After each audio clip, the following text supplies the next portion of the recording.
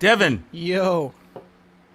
What's Devin. up, man? It's you. It's me. This is you, Roger. Raj. You are Devin. And they are the millions of people out there watching. Dang. What's up, millions? Hello, millions. How are you doing? Thank you for tuning in to another episode of the Reggae PodClash with man like Devin and me, Roger Rivas. Or Reggae Raj. I'm not sure yet, Devin, if I want to be known as Roger Rivas or Reggae Raj. I think Reggae Raj. Kind of cool. Just, yeah, it speaks for itself. Roger Rivas is boring? Is that what you're saying? I get it. That didn't occur to me, but now that you bring it up, yeah. Okay. I'm I gonna get say it. that I get it. I get it. Reggae Raj there's definitely, yes, that's the one. It is what it is. That's the one. Well, we got a couple cats. We got a couple cats on the show today. That's good. Right? I see what you do. I usually do say cats, Got a couple cats on the show. I wonder if they're tired of all the, the cats and all the play on the word. I'm sure they're I don't not. think they're tired of anything. We're talking about the Lions, ladies and gentlemen. Los Angeles reggae superstars, the Lions, all-star band. Woohoo! And I think we have all 28 of them on the show today. They are. It's first come, first serve. There's limited room in the square here, so whoever we can cram in first. Cram them in there. On the show today. Yeah. No, I'm a huge fan of the band, and we'll dig into that. Like, when I first heard them a long time ago from the Think song that they laid down back in the day, I was like, what the heck? Who is this? What's going on here? So we'll dig into that. For me too, because we're really good friends with the Lions. We've known those guys for a long time, and when the Expanders were recording our first record, the Lions had just dropped their first record, and we recorded it at the same place. So it was like we were like, okay, we felt the pressure. We're like, damn, they just recorded this, because not a lot of we'll talk about this on the show, but I mean, not a lot of bands in LA play the genre of reggae that they're playing, Right, and so as the totally. Expanders, we were like, okay, like we're the ones doing this, and then the Lions dropped their record, and we were like, shit, this sounds really, really good. So man. It definitely it went a long way towards it was a huge influence on us, for sure, to say nothing else. No, I think we feel the same way about them then. It's just this amazing group of talented individuals. It truly is an all-star band. I know they don't, come off as that, but we'll dig into who's in the band, individuals. But first, we must play these golden records. Ladies and gentlemen, each week, Devin and myself, and my phone that just went off, Devin and myself pick 2 records out of our 45 collection, or out of our collection in general, right? It's vinyl. Yeah. So far we have done an LP. Have we? So there you go. Yes, yeah. we have. But it's vinyl records that we own, and we feel it's important to share and talk about the good old reggae music, and besides that, we just love doing it. So even if you like it, we like it. We're gonna continue to bug you with our insight to reggae music. So what's the first one you got? Let's see. The first one that we're gonna put up is the Silver Tones. And it's under, I think I have the record right here somewhere. I was going to show the record. I don't have the record. Mm-hmm. Amongst all these records, I don't have the record. Yeah, the Silver Tones. Ja. What is it? I want to get it right. No, I have it right here too, but I'm not showing it to you. Show it to me. Where's it at? There it is. Go. Rejoice, Jaja children. Because, and I say that because there's 2 different, I guess there's discrepancies on the actual title. So, I don't want to say the wrong title. But That's play it, man. Discrepancies. Yeah. This is Jamaican music. That never happens. That never happens. All right, let's play the song. We'll come song. back and talk about it.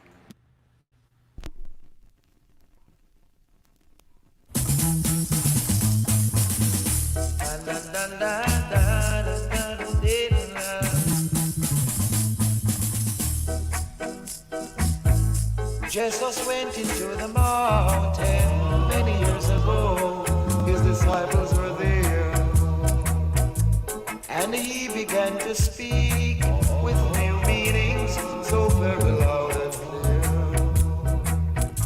He said, "Blessed are the poor, for they shall have food, and blessed are the merciful, and the pure in heart.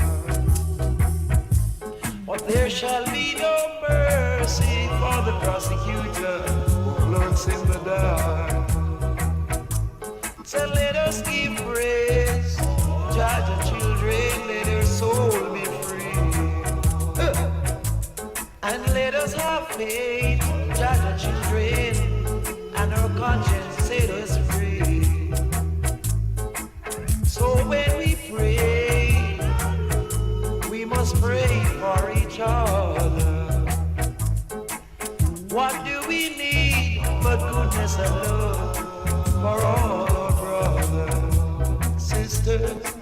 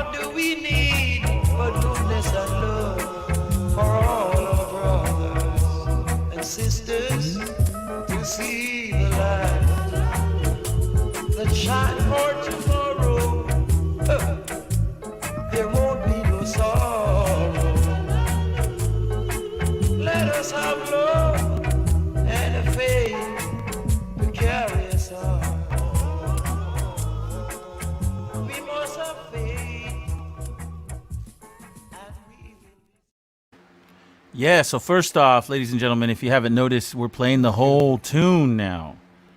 We are stepping our game up a little bit, so we're playing the whole song instead of the 30-second teaser or the minute-so teaser. Rejoice, Jaja Children by the Silvertones. The right move. Devin's like, we're sticking to it. First off, whenever I talk about this song to someone, 10 times out of 10, the first thing that comes up is that intro. Mm-hmm. Right? That intro is like the coolest thing. It's like, that's how I found out about this song. I think, one of the homies is like, oh, check out this intro. And then, of course, the whole song is great. But, man, so with that intro, this is my theory behind it. Because I'm a big Upsetter fan. So, Upsetters, Hippie Boys, that intro, and I'm going to find the song that I'm, really relating to. I got to find it someday. But that's a total, like, Upsetter intro. Like, I could see the Barrett Brothers coming up with that. Like, like, it's funky. It's got a vibe to it. Watch, where's it at? Play the thing again. You want me to play it? Yeah, play it. Click on that.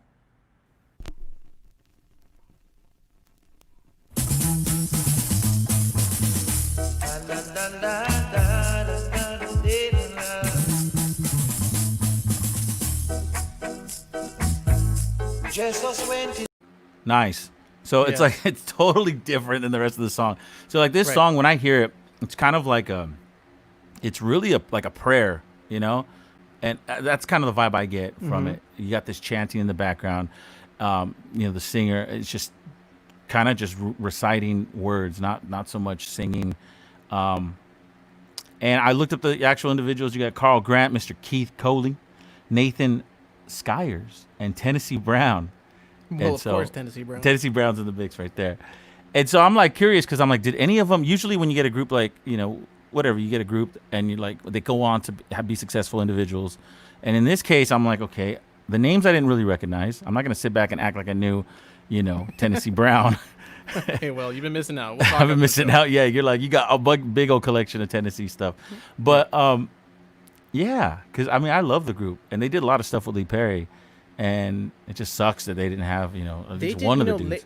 Later on, I'm not sure if it was all the same members, but like when Expanders were working with Leonard Dillon, and I was really like checking out what he was doing in the mid and late 2000s.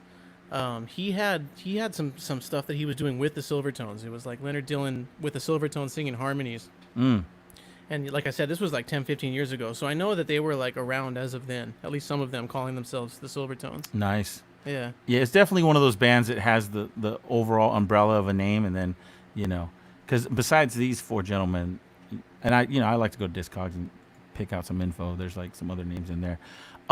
Another thing that I pulled from the song was the piano, right? So a lot of people, when they think of that kind of pattern, that bubble, the organ bubble, they don't necessarily think about the piano. They think about the organ. Right. Piano's a skank, guitar skank, all that stuff. And so with this, it's just a great example. If you're talking to someone and you're like, yeah, especially us musicians in the studio, I think that's cool when we think out of the box, and I did some stuff with like Tom Chastain. I was like, oh, let's do like an organ, a piano bubble. And it's like, really? And then it kind of makes the song, because not a lot of people are doing it nowadays. But yeah, that's a great example of it. So if you guys want to know what a piano playing the organ bubble sounds like. And that's like the piano doing the bubble is something that like wouldn't really work unless you had a real piano, right? It's very true. Like, yeah, because the opposite is not true, right? There's tons of reggae that has a synthesizer, organ patch playing the bubble, and it sounds fine. It sounds great in a lot of cases. You know what I mean? But like, just like the piano bubble just doesn't. I don't know if I've ever heard it, but it doesn't seem like it would work very well. It really works. Old timey piano. It really works also on like a Wurlitzer electric piano or a Rhodes, but Wurlitzer more so, because the Wurlitzer has more bite. Rhodes is more dreamy. It's more, it's more of a pad when I think of Rhodes. So if there's like a Wurlitzer in the studio, Wurlitzer piano, I think it's like the model's like A200 or something like that. I forget, but Wurlitzer electric piano, because Lee Perry would do a lot of that stuff. As a matter of fact, I think if you go on YouTube and you look up Roy Shirley, there's right. I know what you're talking about. You know what I'm talking about? There's that video of Roy Shirley. I forget what song it is. Maybe you know which song it is, but it's oh man, I do. I'm not going to waste time thinking about it right now. But I totally know it. I watched that clip so many times. But they have the piano bubble going on with like an electric piano, and that's so cool. It's a woman playing it, right? Right. Yes, she's tearing it up. It sounds so beautiful. I wish more people were brave to throw that in. It's hard, because you're right. It either works with the song or it doesn't. That song, it works. Oh man, I'm trying to think of like. It's gonna bug you now. Yeah, it's all right. It's all right. But well, and what do you got? That's a beautiful song. And speaking of unique rhythms, because that is right, piano bubble in that intro. Yeah. The tune I've got right now is let's throw it up here. By the way, everybody watching, if you don't mind hitting the share button, tell your friends and family you're watching right now. Share it on your Facebook feeds. Hit the like buttons, all that stuff. It increases our visibility, so we're told. And this also, is true.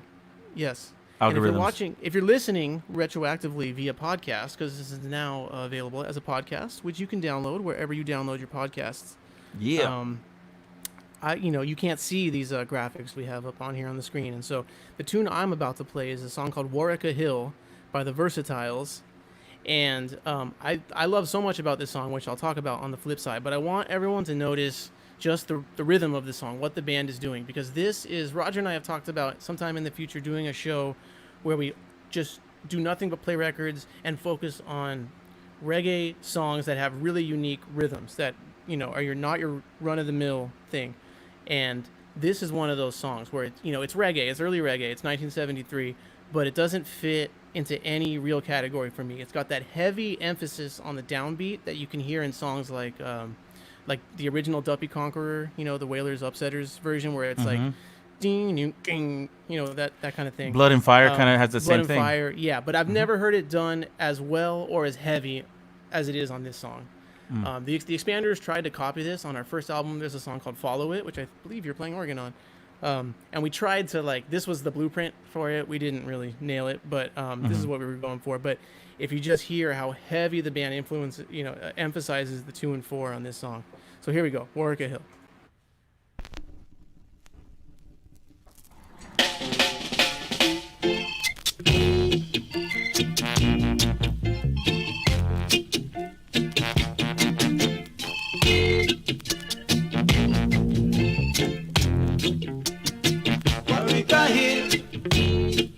Turn back to me, yeah. Warwick Hill, yeah. Turn back to me, yeah.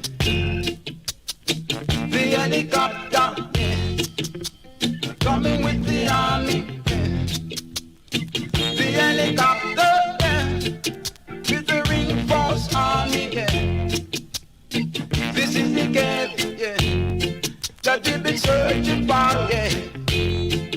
Anyone inside there, drop your gun and go, yeah. Drop your gun and go, oh yeah. And you will get the hurt now. Empty mouth, relax and live the just God. If you drop up in there, you must find it. Them bitch, them then, but them now generate. If you drop up in there, you can't find it. What the hell? Yeah, yeah. And what we got here, yeah. Good God, yeah. What the hell? What we got here, turn back with it, yeah. Oh, yeah. The helicopter, yeah. Coming with the army, yeah. The helicopter, yeah. With the reinforced army, yeah. This is the gate, yeah, that you've been searching for, yeah. Anyone inside there, yeah. Drop your gun and go, yeah. Drop your gun and go, oh, yeah. And you will get it hurt now. Let me dream of the locks and live your just got. If you drop up in there, you must find it. Them bitch, them then, but them now pay no rent. If you drop up in there, you must find it. What the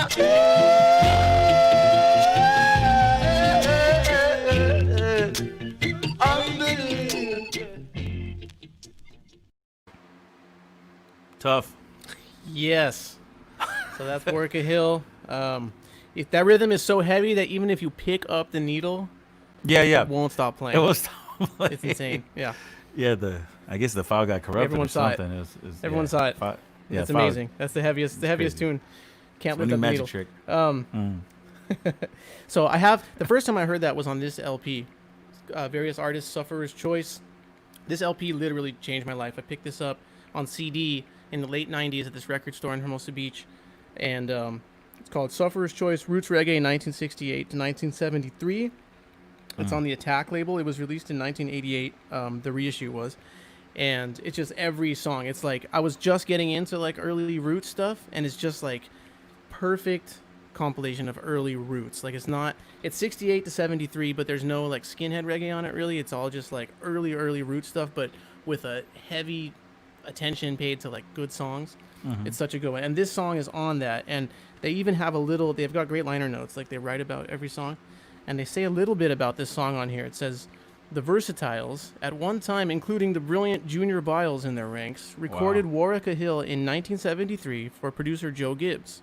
Lyrics deal with the state oppression of the Rasta communities living in the Warwick Hill region of Kingston over a slow and sticky backing, which I do call that a slow and sticky backing. But you hear what I'm talking about, just that. Yeah, man. And that drum fill, The drums, man. Right.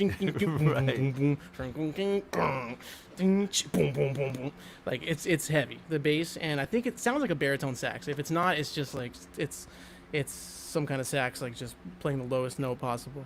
Those drums are like borderline, and it's so cool, but they're borderline like rushed, right? So like you can tell like mentally, he's like, man, this 8 bar is gonna come around, and I'm gonna give it a dope feel right now. Like, but it's a little like but hairline I rushed, love those, but it's beautiful.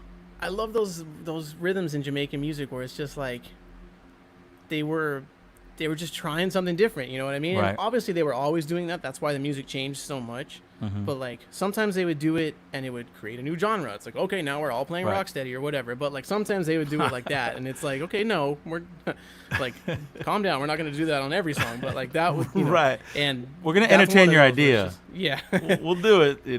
Yeah, that's one of those where it's so heavy, man. And I bring that. I probably like every time I go DJ, I bring that 7-inch with me just because I love it so much. And I've probably never played it because I don't know like when the right time to play that in the. It's dance a rough is, one. You know.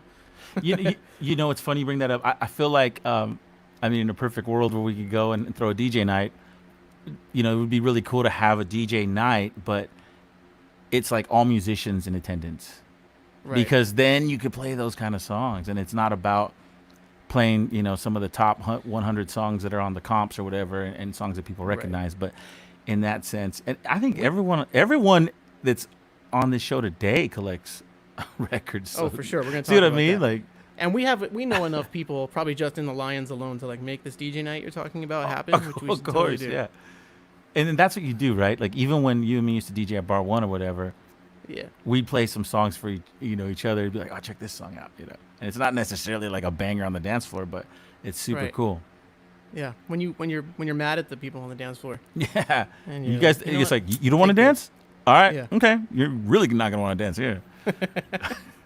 I love not making people dance. Oh, it's the great. greatest. Yeah. Then it gets all sweaty and the room gets all warm. Can't have that. Okay, Too much. well, look, the Lions are all up in our private chat, so why don't we just bring them on to the Are public they? thing? Okay. So Well, real quick, can I say something before we bring them yeah, on? please do. So I'm having a beverage. And I'm sorry for you guys that are listening and not seeing, but I got to show this off today. This Ooh, is nice. the Agro Light beer. You're holding that perfectly, by the way. Am I? Is this a commercial right here? Is this like? Yeah, it totally Should I is. get closer? You got it. No, don't move it. It's That's fine. actually, it's not a case of the My Band syndrome. Like, this is a tasty beer. It's a light IPA, which, I know some are wondering, what does it taste like? But no, the good people at Ska Brewing Company, we have our own beer now. So I think I'm going to, That's amazing. go into the beer business. You gave me a can, and it was great. Yeah, they're tasty, man. And yeah, they only gave me, I don't know, like 32 cans or something. So they're in the beginning stages of being able to distribute, like over here in LA. But like if you live in, I think it's Colorado where the brewery's at, you can go to their brewery and get it. But anyways, quick plug. Go check it out. Great tasty Good beer. job. The Agro Light. Now, without further ado, right, Dev? Oh, there they are. Okay, we're gonna bring them on one at a time because there's just so many Lions. We'll see how many we can get in today. Right. All right. As soon as they jam up the door, then that's when we stop. Okay. First, let's go from the top down. Okay. So first, we're gonna bring in the man called Black Shakespeare. Yeah, Sheiks. Wait. Oh, he's muted on the thing, though. Oh, You just you got to gotta unmute him on the thing. unmute your audio. I think we can Shakes. do it. No, There we can't because oh, you muted it. There we go. There you go. Can you hear me now? Yeah, man. Yes. Ooh, what's up, What's y'all? up? up, Shakes? It? Lions. Yes. Yes, Okay. Good. Okay. Then next, we're bringing in Mr. Dan Ubik. Hey, what's up? Ooh. What's going on, Dan? Yay. How you guys doing? Good. Good man. How are you? Thanks for having me. I'm good. I'm good. All Roar. right. Show. Dan Shakespeare Dan. Yeah. Okay. And then next, we are bringing in. Hey, how you doing? Nice meeting you. We are bringing in the drum. Oh, I should probably say who plays what. So Shake sings and does all kinds of great stuff. We'll get to it. Dan Ubik is the guitar player and one of the founders of the band and leader of the band, I would say. And next, here comes Mr. Blake Colley, also co-founder, leader, and drummer. Yeah. Yay. What up, Blake? What's up, fellas? Look at what I brought right. today for you, Blake. Look. Yes, and I want one of those beers. Oh, yeah. Oh, What? yes. Yo. Okay. Well, How come that's those over. before the Anyways. end? And, Let's do that. okay. What the hell? And I think we can fit one more lion in We can here. fit him even. in. Fit him in. Yeah. All right, let's do Get it. my dub siren out to conquer you, Yeah. Roger. Do last- it. Ooh, that's all Our right. last lion. Let me bring in the last Yeah. lion. The last lion of the day is the man called Dave Wilder, Basie. Dave. Boom, boom, boom, boom, boom, boom, boom. Yay! Hi, Dave. Wilder style. Yes, sir. Hey, What Dave. up, Dave? He's got a whole song dedicated to him. That's true. I know. I was. Oh, Dave, can we hear you? Can you say something? I think he's getting it propped up. You guys hear me? Yeah. Yeah. Yes, now we can hear you. Perfect. We can hear hear? everybody. Okay, dude, it's the Lions. Look at this. This is only one 4 of us. Yeah. 1/4, It's a right? lot. If This is Yeah. 1/4. Yeah, it's 1/4 of the lion.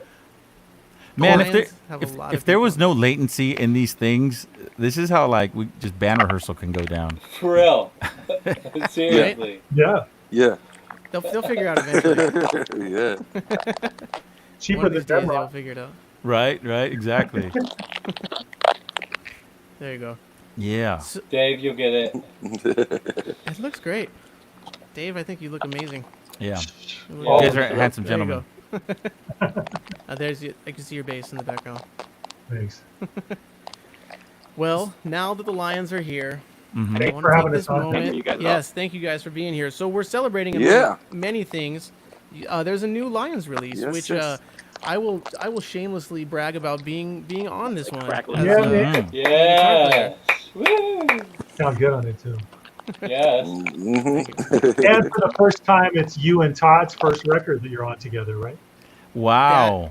Yes, that Yeah. is true. My cousin Todd Simon, who plays trumpet in the Lions, It's crazy. it's the first time that him and I are on a record together because the early Lion stuff that Todd is on, wow. I'm not on, and That's then the Founding member, later Todd. stuff that I'm on, Todd's not on. So That's Right. true. That's crazy. Yep. It's insane. And I it's know. crazy it took this long. What's Who do up we with have to that? blame for that? You guys are like I could see you guys going to like family functions and like you both go up to the barbecue to get a hot dog or something. Yep. And it's like, And it's awkward. like, so how's that new release you did? Oh, how's your band, The Expanders? Oh yeah. What kind of music do you play? What kind of Hey. music do you? Oh, reggae. Oh, me too.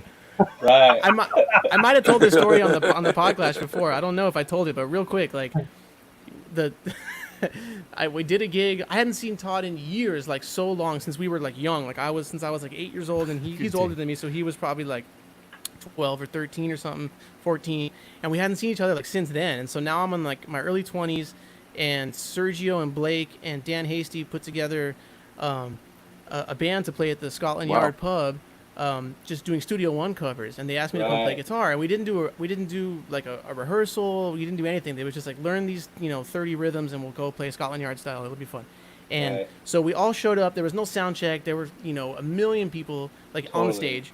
Yes. I was on one side, and then the horns got there last and set up on the opposite side, like right when we started playing. So we did the gig, right? I didn't even get to talk to them. Did the gig, and then everyone said bye and left. And then about 3 months later, I was at this family thing, and Todd's mom was there, and she was like, "Hey, Devin, how's it going? Like, what's Yeah. been going on with you?" And I was like, "Oh, just playing a lot of music. How's Todd doing? Oh, he's doing good. Playing a lot of music too. What kind of music are you playing? Oh, playing a lot of reggae. Oh, really? Todd's playing a lot of reggae. Oh, cool. Like, where's the last place you played? Oh, I played at this gig at the Scotland Yard pub recently." He's like, and she was like, "Todd just played in a reggae band at the Scotland Yard pub," and we just kept going on like that until we realized that we both had played. He was playing trumpet that night, and I was playing guitar, and we didn't even like talk to each other or make the connection That's or hilarious. anything, and we just like Great story. that was it. We just like played the gig and left. Well, That's crazy. it's good that Todd's mom didn't say like, yeah, Todd played some reggae gig where he just said the guitar player's a real jerk. It was like it was mostly good, but he said there was just Right. Right. the guitar player just kept playing on the offbeats. It was Oh, crazy. Right. Dude, that show was crazy. I remember that. It was like Yeah, Blake. so hotbox insanity. So many people on stage and off, and it was like, learn this, and we're just like, da, da, da, da, da, da, da, da, just go a million horn solos later, and like the show's over. Totally. Was So there a that- fight? Was there a fight outside after the No, luckily. I mean, But- just because we didn't see it doesn't mean there wasn't one. Yeah, but like, man, the drinks were flowing that night. Simon hooked it up. I remember that. Like, that was crazy. Nice. I'm in. Love that. Any, dude. anybody watching who doesn't know what we're talking about, there's a bar in the San Fernando Valley, Canoga Park called Scotland Yard Pub where many of us played just hundreds, if not thousands, of gigs with various bands over the years. That's where I met Blake. It's probably where I met Dan. I don't even remember. I remember. Wow. Wow. Blake, there was a long period in the Expanders where we didn't have a drummer, and it was just like whoever could show up that night. And Dan Hasty was playing keys with us, and he was like, "Hey, my buddy Blake, it's a really good reggae drummer. Like, would you be down if he came and played the show?" We were like, "Yeah, let's do it." And I'm pretty sure that was the first time. Man, I'd like to see the Lions in that venue. Oh, dude, forget I don't know, it'd it. be impossible. Yeah, it's like everyone here would be the one spinning on the It'd be stage. the Lions, and everyone gets one guest, and that's it. Exactly. And then the rest of the band's like sitting at the bar That's doing it. the That's show. it, man. That's Oh it. yeah, that's true. So, That's the fun so of in a world of quarantine, it's challenging for bands to come out with some new material. It's challenging for bands to, get together, rehearse, do whatever. So, Yeah. you guys have a new single out, Mr. Derrick Harriott, "The Loser," correct? It's a cover, correct? Yeah, it's true. Yep. So what started this whole thing, Dan? Where did you guys? Where did this originate from for you guys to put this out? It's just kind of one that we always do this like medley in our show, just of classic soul tunes. And I think Alex sang The Loser one time just at a rehearsal. We were trying to think of fun things to go over it. Am I right, Blake? Yeah, it was somewhere it came forward that Alex Desert, for people watching, and Destin Berry are both in the Lions, coming from Hepcat, as a lot of folks should know. And, by the way, sorry. Happy birthday. Happy birthday, Alex Desert. All right. Cheers, Alex. Is that, cheers for sure. We just did just a few days ago, right? Like a week ago. Is that right? Yeah, what? Destin's was the other day. Destin just had his, too. Yeah, exactly. Happy birthday, Destin. Exactly. Yes. Happy birthday, both of them. So it just came up in rehearsal, and we threw it in, and then for this release, we had actually tracked 2 songs. We did our cumbia reggae version of Soul Rebel by the Wailers, and then Beautiful, by the way, beautiful. Yeah, thank you, brother. And then we just decided to do this, to do The Loser, and here we are. Yeah, so that's The Loser. Obviously, just came out, and we were looking for the right home for Cumbia Rebel, but that'll be out soon too. Dang. Yeah. We're trying to find the right avenue for it, but it's really dope. I'm so happy we got that on tape. Yeah. And what's up with the label? Tell us a little bit about the label it's on. Is it? This is Names You Can Trust out of New York. It's run by 2 guys, Eric Bonta and this guy Monk One, who's a big DJ. Both those guys are in the DJ and nightlife culture out there. And I met Monk because I was doing all these hip hop tours. You guys hear me? Oh, I can. Yeah, man. Yeah. So I was doing all these hip hop tours in New York. I can hardly hear you guys. It's crackling. And met Monk out there. And we just kind of hit it off every time I'd be in New York. I talked to him. Anyway, I just flew past him because I can't hear Dan. You can't hear me? Can everyone else hear me? Oh yeah, Dan, I can hear you. Yeah. Anyway, we just always talk because they put out all kinds of really cool stuff from all over, Brazilian music, African music, and I was just played him that song. He's like, man, we should put it out. He put out a single by Mad Geezers, this other group I have with Dave and Oliver Charles and Jenny Yates. And that was the first thing. So it just went well. And I was like, man, I bet he'd love the Lions one. So Names You Can Trust. Yeah, they put out all kinds of really dope stuff. Nice. Dave, are you there, Dave? No. Oh, he's still got the audio's not cracking. Dave went back to the first setup. Yeah. I think so. We'll figure it out. That's what happens. You get all the lines back to the in. dark side of audio. You get all the It's cats the dark in. side of audio right now. I know. I'm gonna miss this when COVID's all over and we get to do like live in-person studios. I'm gonna be like, man, all the audio works way too good. I miss the day. Well, you can go ahead and go back to the norm, but player, if I need to talk to you, I'm gonna send you a code to click on. Oh, I'm not playing any more gigs, dude. You got, dude. People started donating to my live stream. It's over. I get too used to going Winnie the Pooh with no pants on. I get too used to it. Oh wow. So peace out, real world. Dan didn't like you know what I mean? I hope all you guys are taking advantage of that. Everybody on this right now. I hope you guys are not wearing pants because. There's a lot of negative, but look at the positive. Look at the positive. Dude. Wow. I haven't worn pants since mid-March. Excellent. But Dan just bailed. He couldn't handle it. The Winnie the Pooh set up by Roger freaked him out. Sorry. So there you go. It's all right, Dan. Out of nowhere. I won't talk about pants anymore, Dan. Sorry. Yeah. So good. Man. Hey, I have to add to Roger. Yeah, man. The Silvertone song. Yeah. You know what people need to also hear is Rejoicing Skank, the dub version. Oh, yeah. It's on the flip side. Ridiculous. Like, that's super ill. Dang it. And it's on the extended re-release version of that Silvertones album on Music on Vinyl. Yeah. And it's on this amazing dub compilation called Flashing Echo. And I believe it's also on Scratchology. Yeah, dude, the Silvertones are like secret weapon epic. You know, Dev, when you talk about doing a show where we're going to play some records, I've already made the decision. Blake's got to be on it, you know. Blake can tell you everything about every song. I love talking. He's to an A lot. encyclopedia. I love it, lot. dude. I Hola, miss these hola. days. I miss these, grab Exactly. a brew and just chit chat Yeah. off all that. Yes. And then comes what Devin said, and is this. This is important in the rhythms that don't sound like other rhythms at all, like one of a kind things, if you will. And those are like my all-time favorite. You know what album has like multiple ones that even like now it teeters to like it's not Jamaican, but is some of the tracks on New Chapter of Dub by Oswald. Yeah. Just those grooves are like, what? They're so... Nobody's played anything nearly like that, you know? Totally. That's a good. No, that's a for good sure. one. We got to have a show where we just dig Yeah. into that, man. Jeez. Yeah. Before we had you guys on, earlier in the week, I had to, when I get into the Lions, it's like any band where you really like, you get into them and then you just play them to the point you're like, all right, I got next thing because I just been playing them all freaking 24/7. And so going back to each album and hearing each album, it's like, dude, now I'm nervous talking to you guys, see? Because it's like, I've just been listening to the music so much. And Thank you, Roger. yeah, man. I Go just ahead, keep- Devin, you want to say something? Well, I can't stop laughing because I keep I'm watching Dave try to set up, and I keep picturing that scene in Spinal Tap where they're all in the pods and the bass player's pod won't open and then it finally does and it's over. That's what's gonna happen right now. At least he's at the right venue. You know what? Yeah, this is the right venue for sure.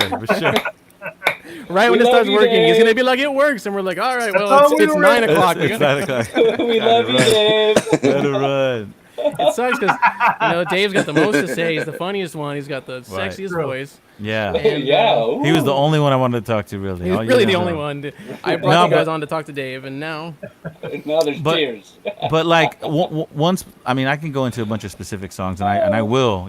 Songs like "Think" is one of the first song I heard of you guys, and I remember I was in Sweden or somewhere, and clicked on Facebook or MySpace, whatever was popular back then, and what the heck, man! There was a short video of the Lions at that time, that carnation of the Lions, Yeah. right? There was a short Yeah. video. I think it was at Surge's spot, Killian. Yeah. Yeah. Absolutely. What Yeah. the heck, man! I was blown away, and it was a short clip, but I was like, Jesse, get over here, check it out. I was showing all the aggros. I'm like, look at this, dude, because no one was getting it, that kind of groove, that swing, and it was perfect. Right. Such a great song to cover, but it was perfect.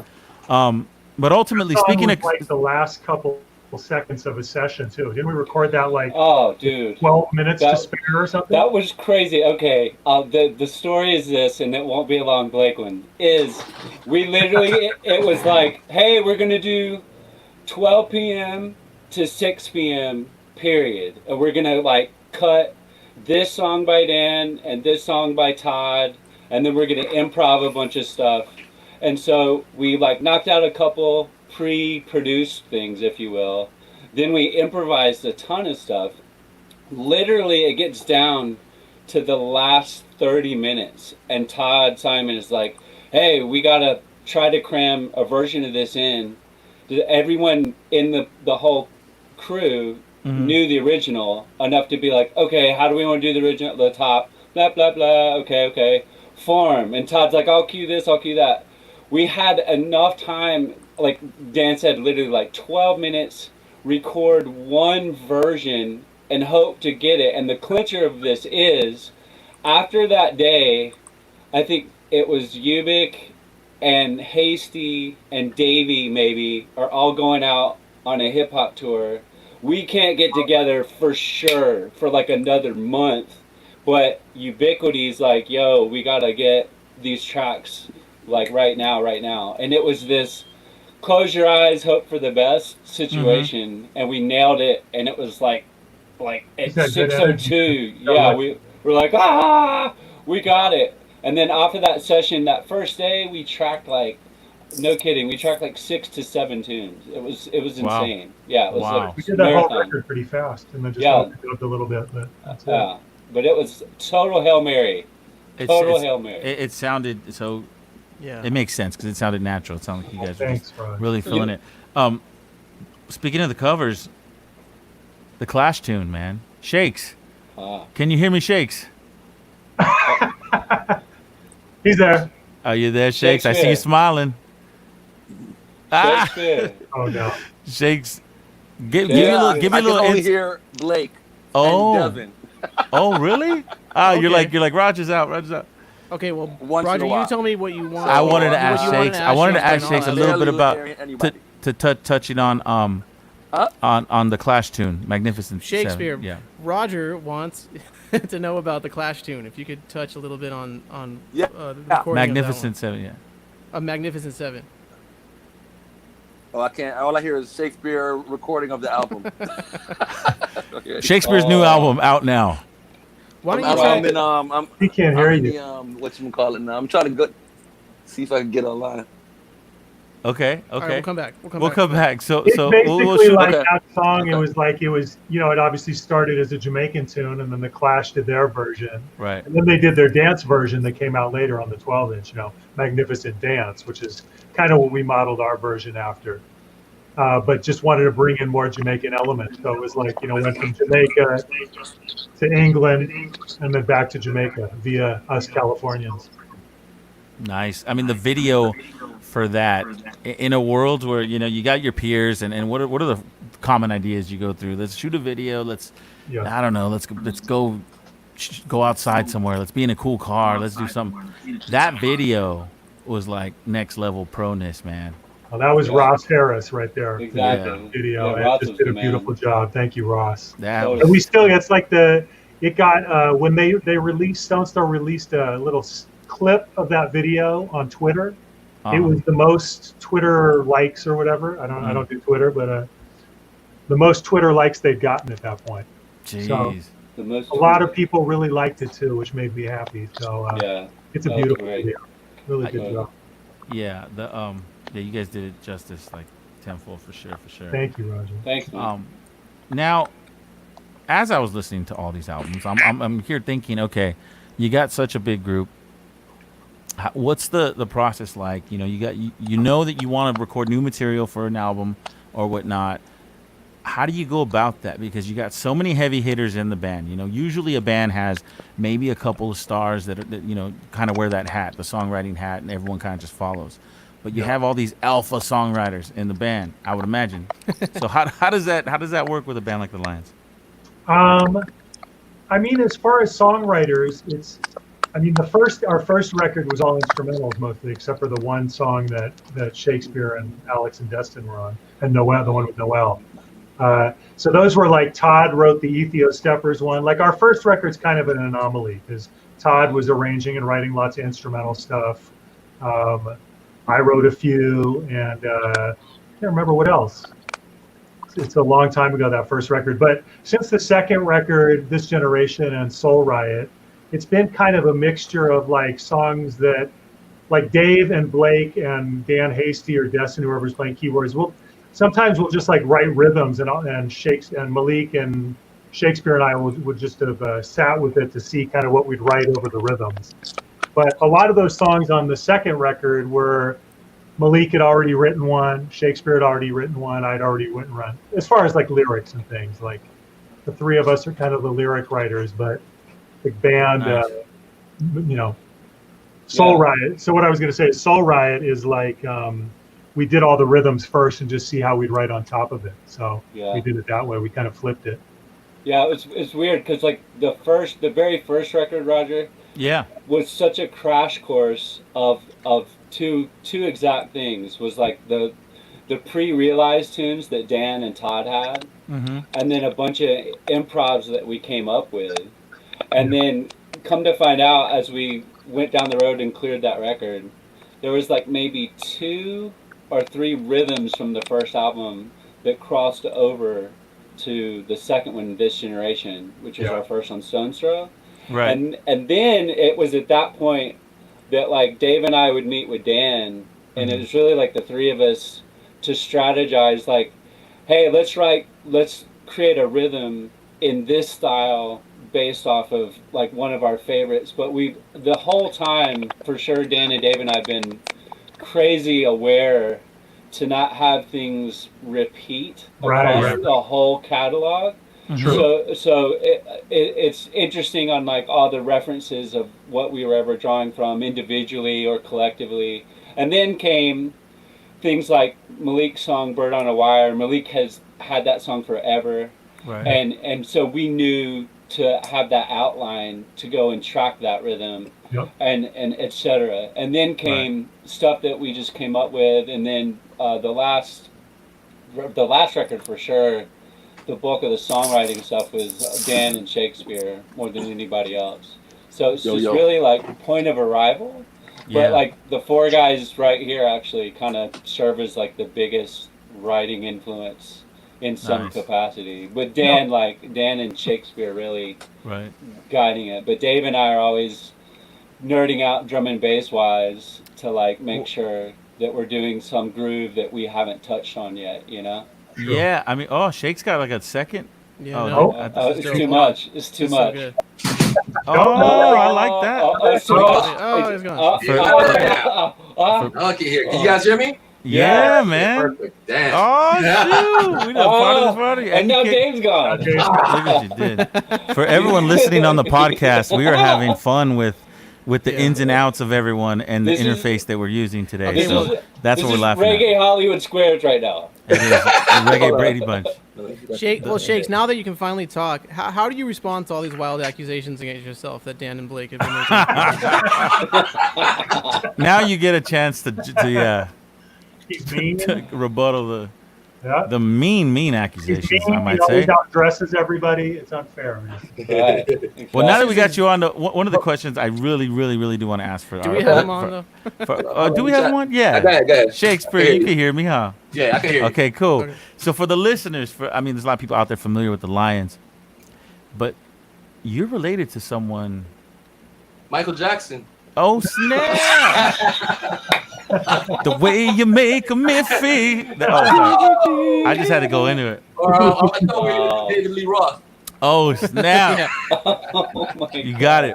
You got And it. there's Dave.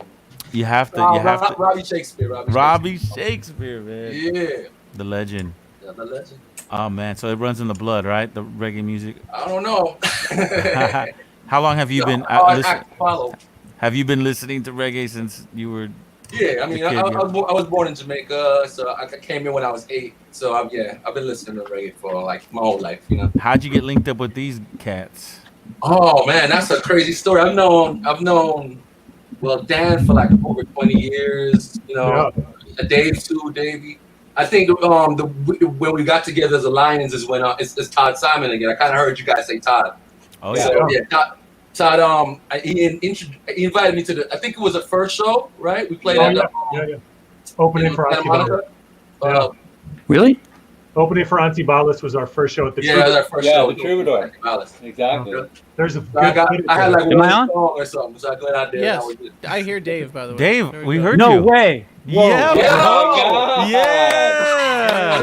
Welcome to the party. I gotta go, guys. Sorry. I'm sorry. I'm having too much. I'm having too much fun. No, yes. Here it is. Nah, there. I got all doubles. Dave, you're here, man. I'm here. Yeah. Yeah. It's a COVID miracle. It's happening. Crazy. Now we have every square in the Brady Bunch squares. Yes. Present. Reggae Hollywood So, Squares. so we'll just ask all the questions over again now and get Dave's perspective on it. Great. Okay, perfect. 6-hour Yeah, podcast. everything they said was untrue. These guys, man. Pretty much. Well, Yeah, so finish your story, Shakespeare. Yeah. How'd Yeah, you? With the Troubadour, when we first started playing, that was Right. and that was, Todd is the first one that introduced me to the band. I think the first record, I think Alex and everybody was already singing on the record, so I only have one song on that record. Yeah, exactly. Hey! What's up, buddy? Hey, Leb Wilder. Yeah. what's Love up, it. man? How you doing, man? Myth. He fixed the stereo. He fixed the sound. Yeah. Dave yeah, got, he was like, Dad. yeah. Yeah. Oh, Dad. Yeah, Dave got tech support. That's right. Somebody's got to do it. We had to call Texas. Exactly. Man. Bass players, Well- we don't know that stuff, you know. Well, I gotta say, Shakespeare, you completed that circle, man. Like, I mean, because the Lions were badass, from the jump. Yeah. And then when I started seeing you, be, part of the whole crew, it was I'm just the like, Flavor Flav. dang. Right. It's true. Yeah, that's my cousin. That's my cousin Todd. Yeah, exactly. Todd, if you're watching, Devin, you should have a little family album collaboration. Right. That's a good idea. Yeah. Well, because Simon and Morrison, there's He's a obviously... real musician, though. Oh, stop it. Oh, stop it. Man, wow. You guys should just, Devin, you and Todd should just do a reggae flip of Family Affair. That's true. That's a good idea. Yeah. Come on. There it is. Fine, Blake. We will. Yeah. Okay. Great. Hey, do you want? I want to say this to back when Roger was mentioning Think. I have a very insane story that I'm not even sure if the guys here know. I played for years. I played drums for years for Salvador Santana, Carlos Santana's son. Yeah. Right. So we went out on this tour opening for the New Master Sounds. Keb Darge's stuff, right? Keb Darge. No, He had right? the Master Sounds on some of his comps. Oh, okay. My bad. I thought he like kind of was the daddy of that project. Okay, my bad.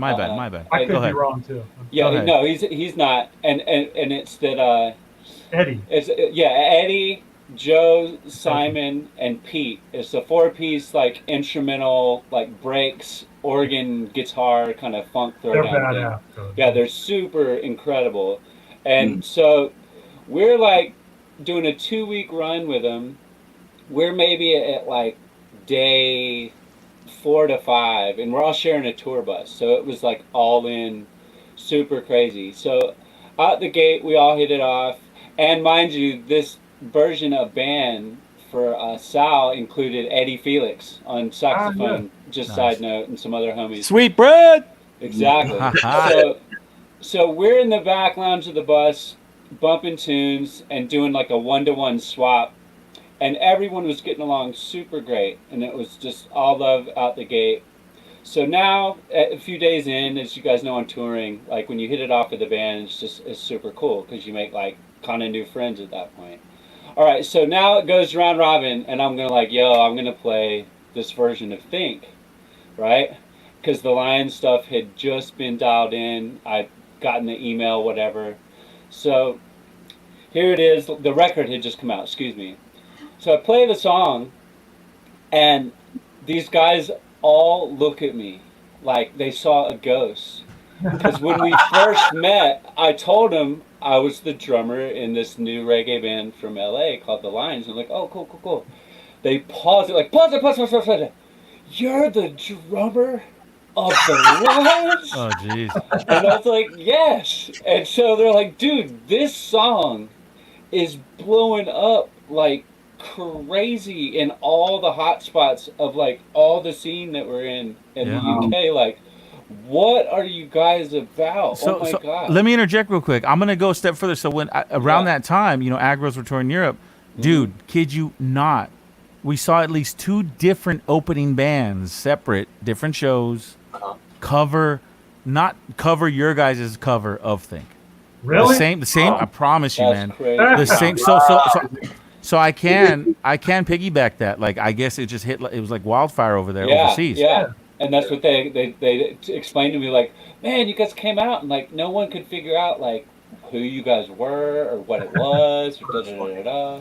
And oh man, so after that very night and every single night after that, they play this one reggae tune, and their drummer's like, I suck at reggae. You're coming up on stage and you're playing this with us. And so close out the tour. Shout out to the New Master Sounds, great dudes, but it was insane But they to suck think at reggae. that it was one of those deals that the power of a single song, man, is insane to say the least. Yeah. Those guys opened for Breakistro when we went to Europe for the first time. We played in what's the seaside town? Brighton Beach. Yeah. So we played I think it's called Concord 2, where they filmed like The Kids Are All Right, like the Who movie. Mm-hmm. Nice. Is that right, or is it the other one? Hey, maybe Quadrophenia. Quadrophenia. And so those guys opened for us, met them, cool as fuck. They went on, and we were all I just remember sitting backstage going like, holy shit, we got to follow these guys. They were unbelievable. Just such a good band.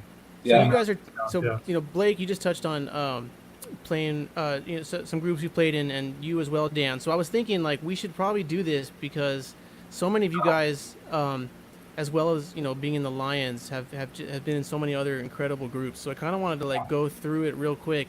Let's start with Dave on the bottom left. By the way, hi Dave. I feel like Hi. official hi. Hey. So Dave plays bass in the Lions, but maybe you could give a quick like rundown of some of the other, because the Lions is like, it's an all-star group. Like, it was a group put together by people who knew what kind of music they wanted to play and knew like which specific musicians they wanted, and because all these guys had played in different groups. So like maybe you could give like a quick little rundown of like some of the other groups people might know you from, Dave, and then we'll go through everybody. I thought the first thing to say is that the reason how I came to be in the Lions is because Todd Simon and I used to tour with Macy Gray. We toured around the world for years, and we got really, really close. I consider him like a brother. And we would always try to shoehorn as much reggae music into her show as possible, because we were so into it. And her show was elaborate. It was like over 2 hours, and there were all these transition and breaks.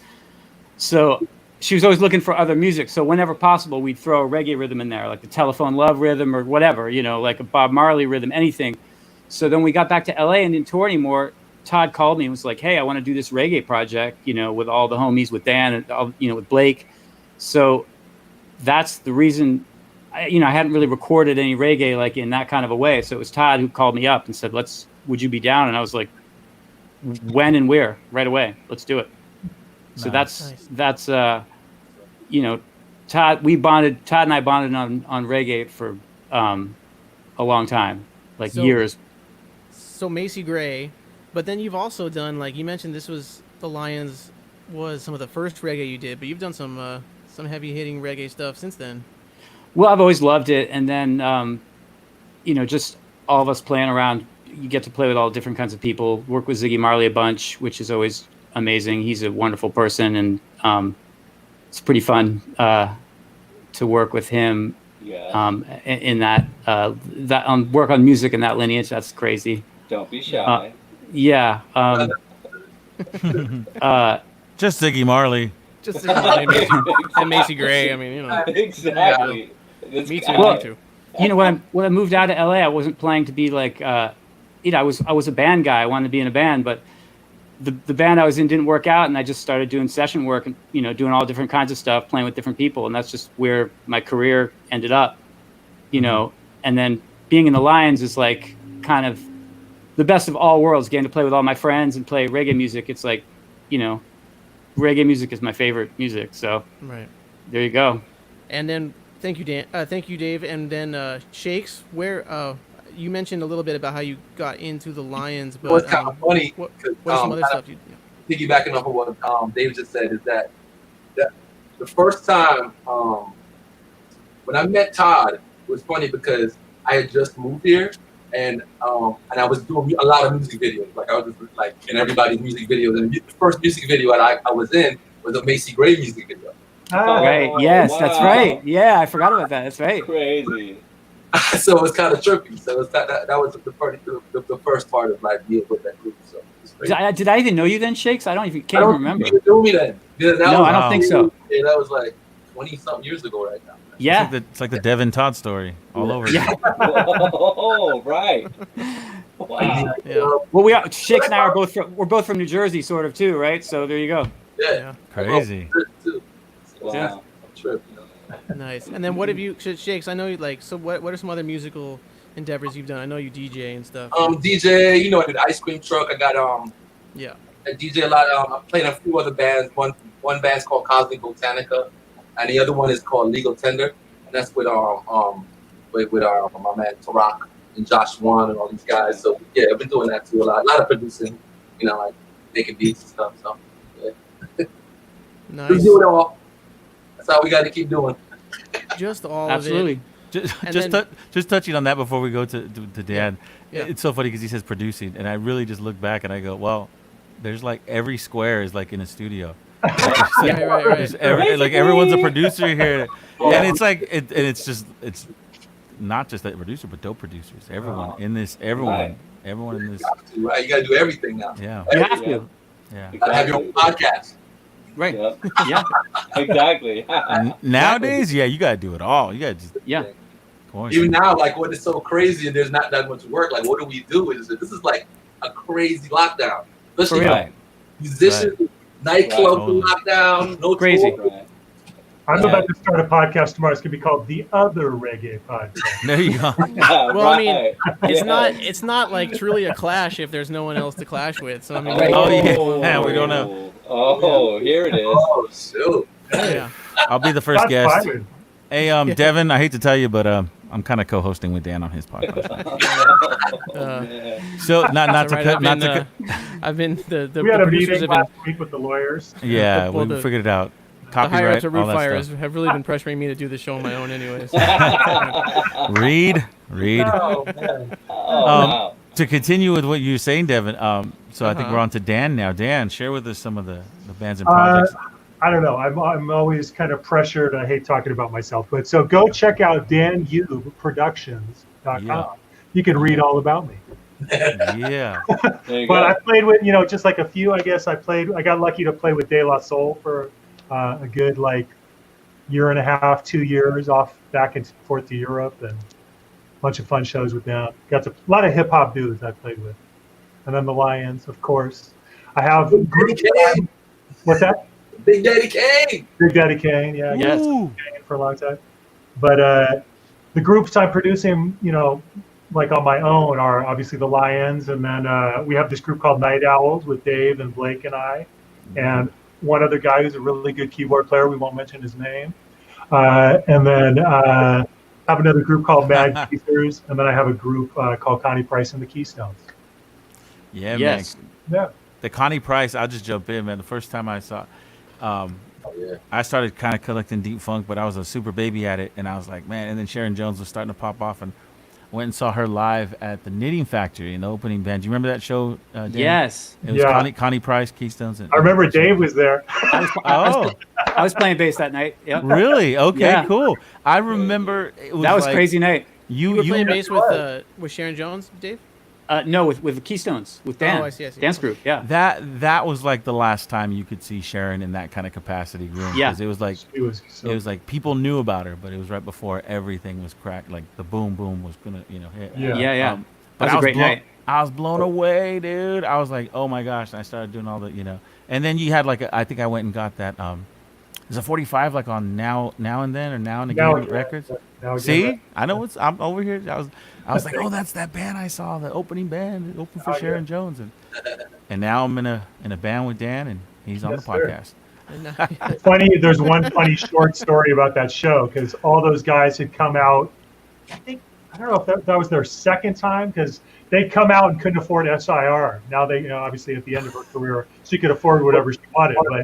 But when they came out, they would like call me and a few other people to loan them gear because they couldn't afford SIR yet. So we'd gratefully loan them gear or whatever. But then the second time they came out, all being New Yorkers, it was a cold day for Californians. So we showed up to the gig like in hoodies and stuff. Right, yeah. They were making fun of us, like, you guys are such, blah, blah, blah, New Yorkers.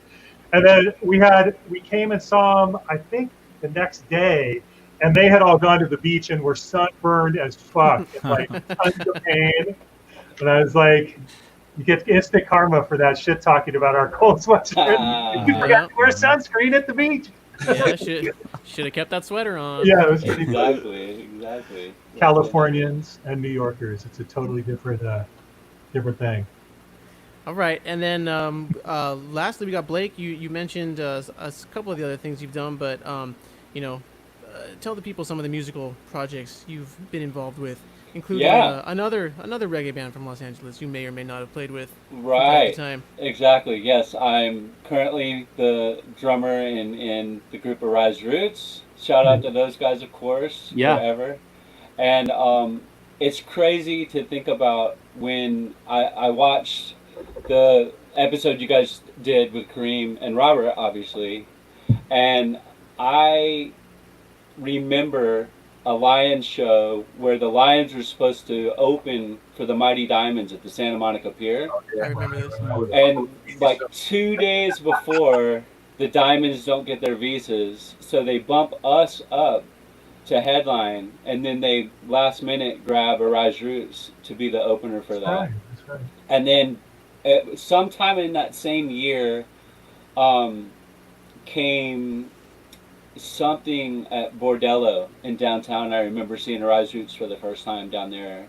I can't remember what the event was. But anyway, just intertwined with those guys forever. And it just worked out to be able to jump in with them. And we have our new album out, Pathways, on Ineffable Records. And Great album, yeah. Fantastic record and going really well. But then, just so the whole spectrum, not to go on and on, but a lot of people don't know, I used to play drums in the Expanders. So, but that was just, as Devin said, you guys just had a bunch of different drummers. But on that very first record, the very first Expanders record, playing drums on some of those tracks, there was that period where it just seemed like all of us collectively kept getting back to Killian for something to like record, and God bless Sergio. Sergio, keep track of everything as best as he can, although, you know, it's the juggle. But shout out to Sergio and Dan Hasty of Orgone. And so then another thing, part of just this group is that this includes Dan and Alex and Destin and Todd and Dave Rolicky, our original trombone player, that we all played with Joey Altruda in the Crucial Riddims for like years and years of time. And so part of the conversation and everything to get that whole first set of sessions for the Lions going was we just wanted to track, my audio is being weird. We just wanted to track some cool roots, reggae, period, whatever. And so we congregated it. The Orgone guys were brought in by Todd and Dan, I believe. And Davey Chegwood and our percussionist, same thing. And so that started, but then we were still doing Joey's thing. And then, yeah, like I mentioned, I played with Salvador Santana. There was a project Todd Simon had started with a couple of friends of ours called the Decoders, that I was the drummer in that for some years. And that was like a bunch of covers flipped in like a lovers rock style. Nice. And then just like Dan and Dave both mentioned, just being like a session guy and playing and filling in. I played with the Agrolites, and came out for that tour. And also, you didn't mention, none of you guys mentioned, it was actually the first time I got to play with you guys on stage, Miss Holly Cook. Oh yeah. And then Holly, of course. Roger almost gave me a heart attack because he made me laugh so hard on that trip. He literally made me fall on the ground laughing. It was crazy. That was so much fun, dude. It was so fun. Roger told me, like, before that gig was gonna happen, Roger was like, "Hey, some of the guys in the Lions are putting together like a skeleton crew, and they're backing Holly Cook, and she, you know." And Roger was like, "I know you play in the Lions, and you know what are those guys like?" And I was like, "Have you met Dave Wilder?" He's like, "How do you think?" And he was like, "I don't think so." And I was like, "You guys," I was like, "I'm just not gonna say anything. Just let me know how it goes." Because Dave was in my the wild head, card. I was like, Roger and Dave Oh my God! together. It's just gonna It was be crazy. It was beautiful. crazy. It was like Clown City. It was insane. It was so much fun, man. I mean, Oh my God. I know, Blake and Dan a little bit, but then even just the trip up there, like, all of us, and then Holly, Oh my God. we're in a van driving up to Sierra Nevada Music Festival, and That's just right. so much fun, man. It was so fun. Yeah. I remember that exact moment too when Dave fell out. There was something about popcorn or something. I don't know. Raj, you were gonna have your own branded popcorn, Reggae Raj. Oh man. What I couldn't remember the joke to save my life, but I don't know why. You man. caught me off guard, and I was like, All I remember is those pictures. We took a picture. "Oh yeah." Are you up there too, Devin? Because there's that picture of the four of us. Yeah. Yeah, no, I was. Devin Devin was was there. up there. Devin I was went there, to just yeah. watch the show, but there's that picture. Yeah, go ahead. Yes. I know what you're And talking about. Roger like superimposed like the Taj Mahal behind Yeah, it. yeah. Oh yeah. The fighting of the bulls. Right, yeah. right. And so it Wow. comes up every once in a while. And I just always laugh my ass off. Right. Yeah, that just came out recently. That's That's fun. Yes. I Wow. got to Photoshop more. It's get probably back the in it. only Yeah. picture of like that specific group of people. Oh, Going to the Taj Mahal. So there you Yeah. Exactly. Wow. We were there. Yeah. That was a fun show. We did that show and then the Dub Club show. Man. Oh yeah, that was a good night. Brian Robbie. Good night. I was there for that. And Yeah, Biddy Biddy I still play Yeah. those Holly Cook records all the time. Me too. Wow. Same. Did a So good. God then bless Holly. Cincinnati Records. Blake, you went on like on tour with Holly. You actually went. Yeah, on the road yeah, to- her first big American Yeah. tour, and it was amazing. And she's like, Holly's just a super duper amazing champ of a person. She's the And best. yeah, and it's great to see, like, you know, as she's migrated now, like she's able to use. She's always been using the same crew of UK musician guys, and so in like her last ventures, even here to the States, she was able to bring them over and whatnot, and so they're super stomping, and like they keep putting out singles behind her and whatnot, and it's really great to see. She keeps making amazing music. Yeah, we're gonna So try to have her also Fatty on. nice. Oh, nice. Prince Fatty. So Nice. we Man. got our list working. Fatty, on that note, here's a crazy curveball. If you do or don't know, Fatty produced this record by this guy. I just checked this out literally yesterday. There's a guy in Thailand named T-Bone, okay? and he's this older, like, basically Thai Rasta guy. I don't know anything about him, just watch some videos and otherwise. But Fatty produced the album, and the guests on it include Horseman and Dennis Al Capone and a Nice. couple other people.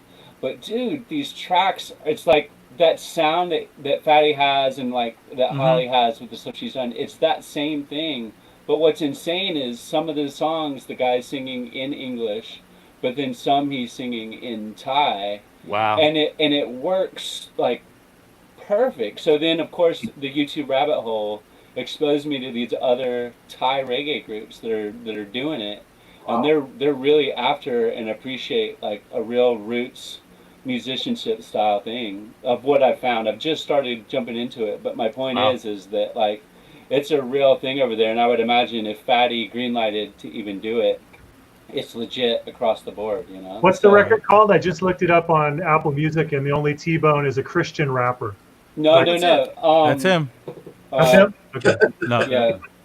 Give me a second, Dan, and I'll. We can talk about this later. Send me a link. Yeah. I want to hear it. Our No, viewers no. want to know. There's probably some viewers that are like, no, Oh, yeah. talk about it now. No, Yeah, I'll talk get about you. it now. I'll get you. It sounds really T-Bone. cool. But it's crazy. And then there's another record Fatty did where he Nostalgia 77 maybe. He Yeah. produced this Afrobeat style band and whatnot. So don't quote. I might have the name wrong, so forgive me, guys, if I do. But that he's just dude. He's like I think Fatty's such a beast because past all the tricks that we know individually, collectively, and in our broader community. The rad thing about Fatty is he's not afraid to put on a camera, put it over his SSL summing mixer, Yeah. and actually do real dub. Right. And it's just for the fact that like there's interviews with him and otherwise like I feel like he'd be this great missing link in this community to produce tracks alongside all of us, to be honest, because he's just such a homie. I love But it. that anyway, long story short is that back to Holly though, is that she's like I can't say enough about her, and she just keeps surrounding herself with all these great, super incredible people over in the UK. I could easily see, the Lions, and I say this with love because the Lions is such a super group of people, like, backing someone like Holly Cook, because that would just be insane having that full kind of orchestra of reggae doing that. Right. But speaking of backing people, and I'm just throwing it out there because, have you guys backed, like, some of these artists that, some of these old school artists or whatnot? Have you guys have any? The main one we got to back was Leroy Sibbles and Barry Llewellyn, the Heptones, which was a blast and a half. Yeah. Nice. Somebody just posted a picture for Alex's birthday with us at rehearsal with, because Alex sang the third part, right? They don't have. Yeah, he was the third. He was Earl of the Yeah, Heptones, he was Earl, basically. exactly. Nice. Yeah, it was Yeah, crazy. he said that they just called him Heptone. Yes. Yeah. They never knew his name. They just called him Heptone. Yes. I remember watching Alex's face for any of those shows we did with those guys, and he was just in heaven the whole time. It was so That was beautiful. amazing. He's been singing those songs for so long, and just to watch him do it with them, it's like, my heart just sank. It was so beautiful. Dude, I remember the when we got to the hotel that Sierra Nevada used to put us all up in, right? And talking to him before the first rehearsal, because we went up there on a Friday and rehearsed Friday night, and that whole thing was crazy. long story short, I asked him, like, dude, did you ever think, A, you would sing with the Heptones, nonetheless, B, one of the Heptones? And he does this, like, looks from the side, and he's like, bro, no. So we get to that barn at Sierra Nevada to start rehearsal at like 9, right? We had driven up from LA, leave at like 7 in the morning. And for those of the people out there watching this that don't know, the Lions on average is like 10 guys minimum, averaging 12 at a show, right? So like full band plus horns plus 3 singers. Yeah. Okay, so now congregate all that for a 7 a.m. call in Echo Park, just right there by the Echoplex. We leave, get up to the hotel by like 4 or 5 p.m. and we're already just kind of glossed over crazy. Then it's to get refreshed, go down that crazy winding road down to where the barn and the grounds are, and be there by 9. We're like, wow, we made it. We're all here. Thank the Lord. Now comes 8:30, no Heptones. Comes 9 o'clock. Oh, no. They got delayed. Jamaica to Miami, Miami to Sacramento. I think it was Sacramento drive up, right? So the Miami flight gets delayed. No, it's 9 o'clock, no Heptones. It's 10 o'clock, no Heptones. It's 11 o'clock, no Heptones. It's literally like 12:15, and we're all like so out of it. We're running the rhythms just to make use of the rehearsal time. Right. We're in the middle of playing every night and every day by the Heptones.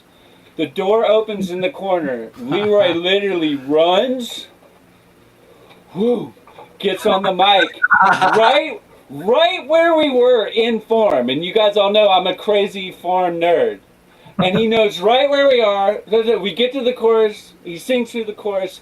He raises his hand, and he turns. He's like, we haven't played this song in 20-some years, and it hasn't sounded this good since we recorded it. And it was the way he said it, everybody, exhaustion subsides. And we're all just like, wow.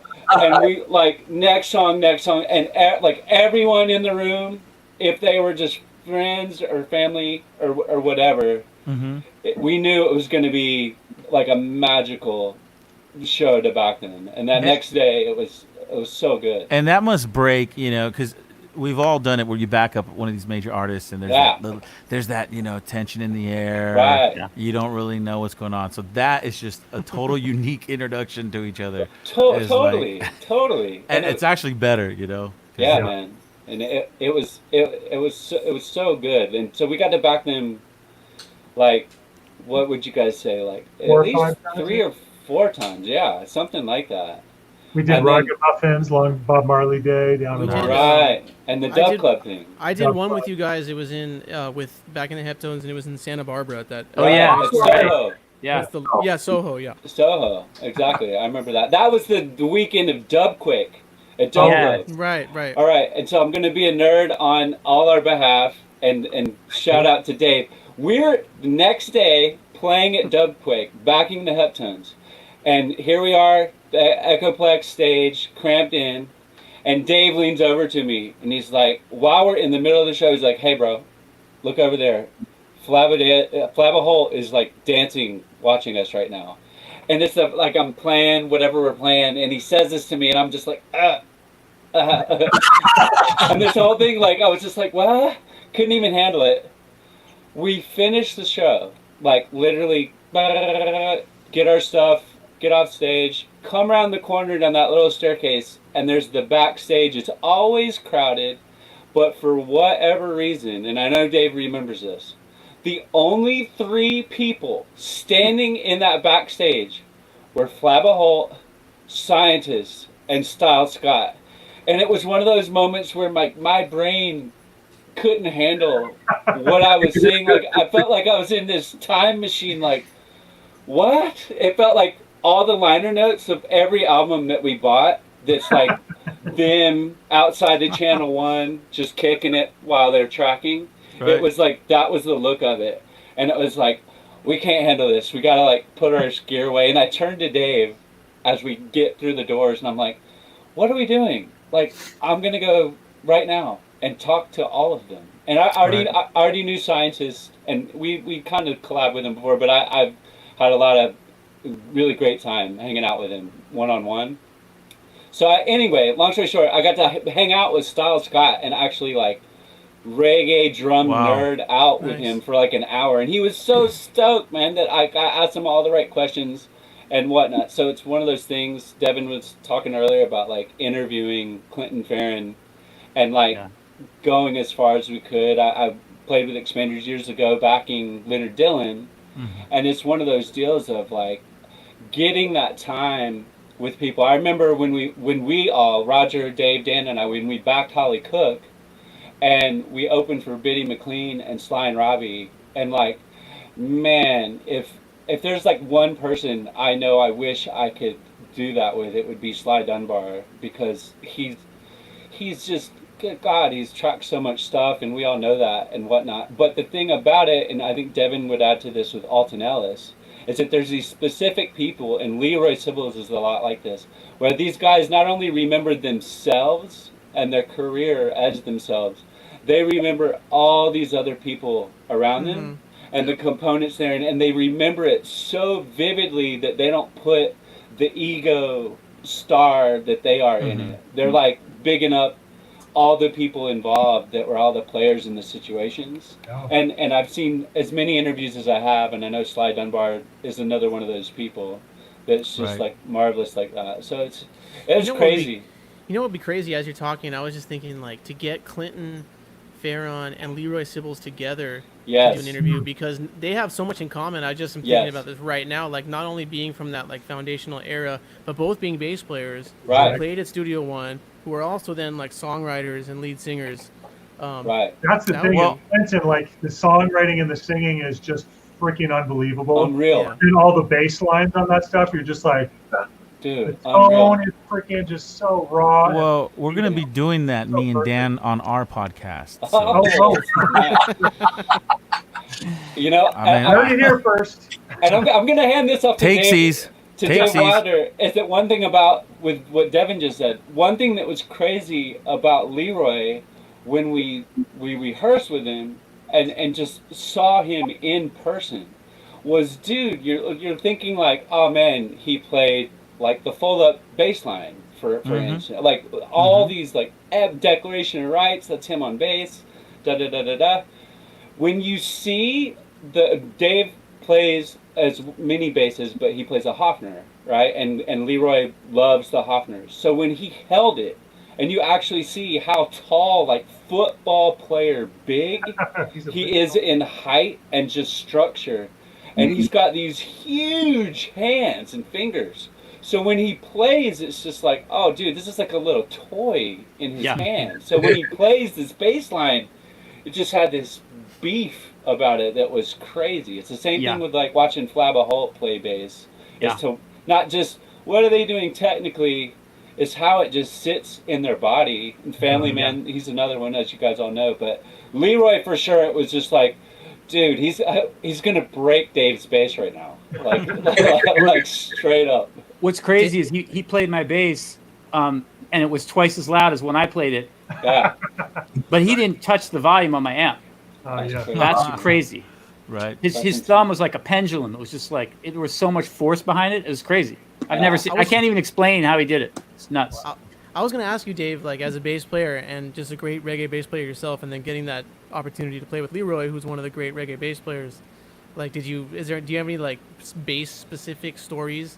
There's one that a lot of people tell about like the full up rhythm specifically, but like I wonder if you like. Yeah, he plays when he grabs the bass and plays the full up rhythm, which he does in all his shows. It's always different than the way I've heard it. Which let's okay. So everyone watching, here we go.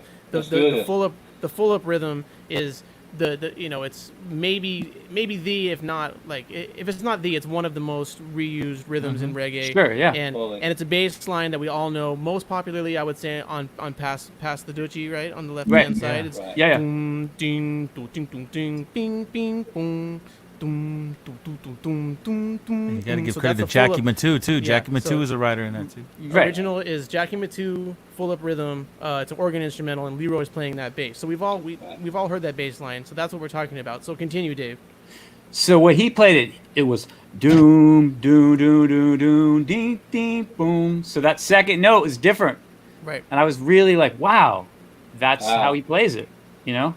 Yeah. Crazy. So it was a one note difference, but it blew me away. Because that Other bass players who I know have like had that experience with them, they've said the same thing. They're like, dude, if you listen to it, and like, because they go back and listen to it, they're like, that's not the note. Like he's right, exactly. It's the like, to get technical, it's like it's the fifth. It's ding, boom, boom, boom, boom. It's not, and he's doing the half step down. Exactly. And but like, I listened to it right on the way home from the show. Like, and it's funny because everyone argues with him. Like, even to me, I'll listen to it. I'm like, no, you're wrong, Leroy. And he's like, no, I'm not wrong. I played it. Like, I wrote it. I know what it is. Like, yeah. Yep.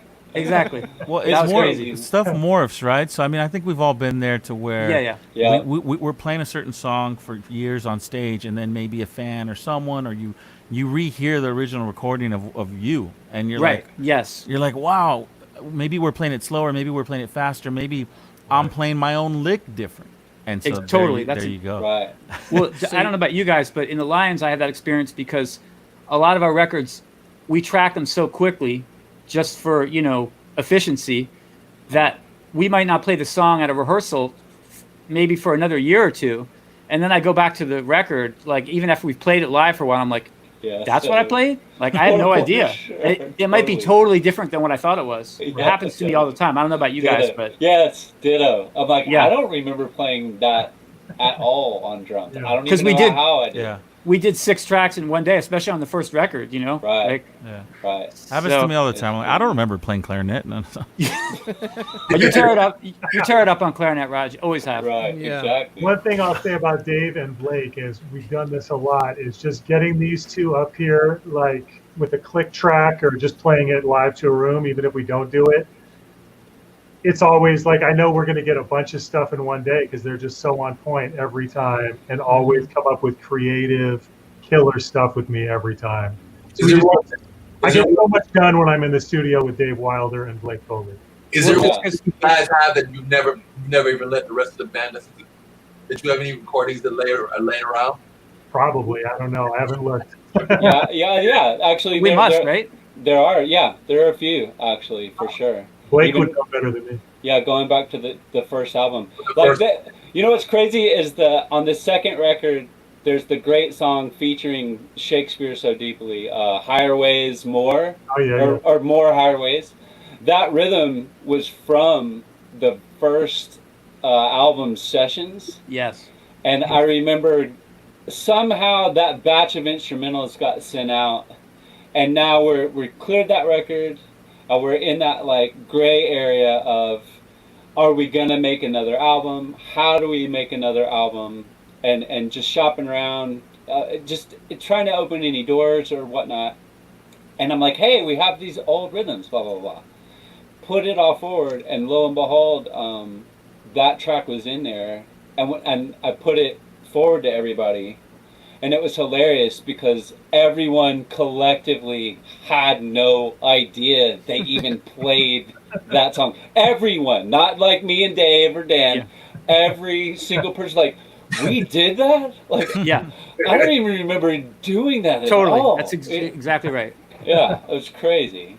And I was like, this is dope. Who is this? Yeah, it's wild, man, because, it's like we think of, like, how much stuff we've all done individually and collectively that we either are directly a part of, or that we know, like, oh, Roger and Devin played with like Long Beach Dub All Stars, and and this hop, skip, and jump around our community. I had put this forward to Alex Tizera and to James King. This is like one of my biggest aha moments in nerding out at home through all this lockdown stuff, is there's that great 4 CD box set, The Story of Jamaican Music. And to add to Devin's album, Sufferer's Choice, I can't say enough what we all owe to Steve Barrow, who did the liner notes of that album. Because Steve Barrow, along with Peter Dalton, did the story of Jamaican music and the Rough Guide to Reggae, right? And so people that know Blood and Fire Records, that's Steve Barrow's pet project, to basically put King Tubby and everything around King Tubby front and center to the hip-hop and electronica world of the 90s that was going on, right? And like that stuff changed my life. I could say so much about this, but long story short is that in the back of that story of Jamaican music, there's this 2-page spread that lists all the musicians and what they played, right? And so of that set, I put it down in my phone, like making a note of this. And then it was like, let's say like 16 drummers, 12 bass players, another 12 keyboard players, 10 guitar players. I'm being a little bit hypothetical. I can pull it up here in a second. It boiled down to being, if you looked at from the Scotalites all the way to Roots Radix, High Times Band, just before Slang Tang Rhythm and Digi Reggae comes in, that block of 20 plus years, dude, it's like about 200 people on the musicians, right? Total. So if you think about this set of people that we're all in around, is my point, and that we know all the members of the Lions, all the members of the Agrolites, all the members of Arise Roots, etc.